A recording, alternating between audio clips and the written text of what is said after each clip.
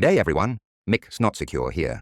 You might remember me from such ear-tickling podcasts as Data Breach, more like Data Disaster, and I lost my password, now I'm living in a cardboard box, digitally speaking.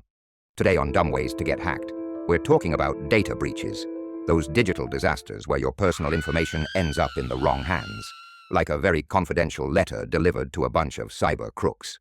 Now we've all heard about these big data breaches in the news, but it ain't just the big companies copying it. It is also a worry for you and me. Let's have a yarn and paint a picture of a recent event. Big Tech Co., one of them big online shops that sells everything from A to Z. These guys had a massive data breach, but not from a lack of trying. From what it seems, they didn't follow some pretty basic security rules and did not see the warning signs. First, their systems were about as secure as a pair of budgie smugglers at a nudist beach, with passwords that could be cracked quicker than you can say, fair dinkum.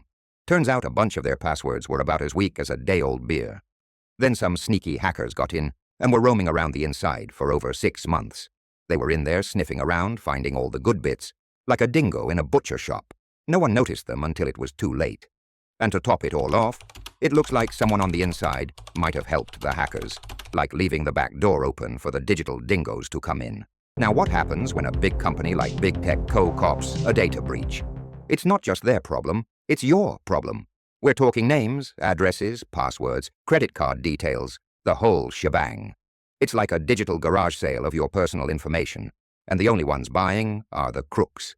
And it isn't just your name and address they are after, oh no. If they get hold of the right bits and bobs, like your date of birth, tax file number, or passport, they can open accounts in your name.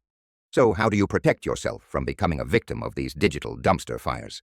First up, you guessed it, strong passwords, mate, and different ones for every site, or use a password manager. Second, keep your software up to date. Those updates are like patching up the holes in your digital roof. Third, don't go clicking on links in dodgy emails that promise you a free trip to Bali. And be careful what you share online. Once it's out there, it's harder to control than a runaway emu. The most important thing is to keep an eye on all your accounts. The faster you are to find something wrong, the faster you can act on it. So, check your bank accounts and credit card statements like a hawk. If you see anything sus, report it straight away. And it is a good idea to check your credit report regularly to make sure no one's opened any accounts in your name. You can also do a check on some websites to see if your details have been leaked in a data breach. It is as simple as putting in your email. I will chuck a link in the podcast show notes to a reputable site. Remember, folks, data breaches are a serious business. Don't become another statistic. Be proactive, be vigilant, and for crying out loud, don't make it easy for those cyber crooks. This is Mick Snotsecure, reminding you that your digital life is worth protecting. Stay safe online, and don't forget to like, subscribe, and share this podcast with your mates. Spread the word, not the viruses or the leaked data. Catch you later.